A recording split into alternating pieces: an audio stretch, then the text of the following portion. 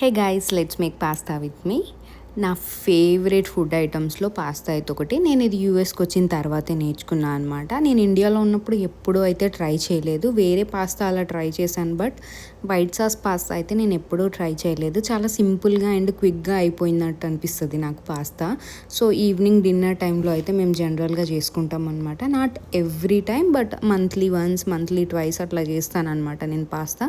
So ఇక్కడ మీకు preferable ఉన్న వెజిటేబుల్స్ని తీసుకొని వాటిని అయితే మంచిగా సాటే చేసుకొని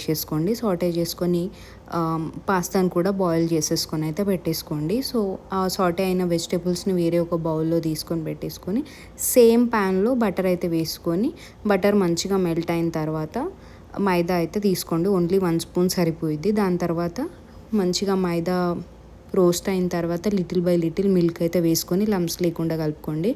కొంచెం మిల్క్ బాయిల్ అయిన తర్వాత వెజిటేబుల్స్ అండ్ పాస్తా వేసేసి కొద్దిసేపు బాయిల్ అవ్వనివ్వండి రెండు మిల్క్లో. సో అప్పుడు టేస్ట్ అనేది మంచిగా వస్తుంది. దాని తర్వాత మీ దగ్గర సీజనింగ్స్ ఏవైతే ఉంటే అవి వేయొచ్చు. నేను ఇక్కడ black pepper and chilli flakes and oregano అయితే వేస్తున్నాను అనమాట. ఒరిగానో అనేది మస్ట్, అంటే లైక్ మీకు నచ్చితే టేస్ట్. నాకైతే చాలా ఇష్టం, సో అందుకనే నేను ఇక్కడ ఒరిగానో యూజ్ చేస్తున్నాను అనమాట.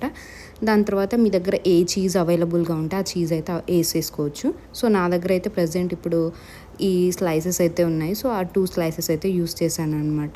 Thank you so much for watching this video.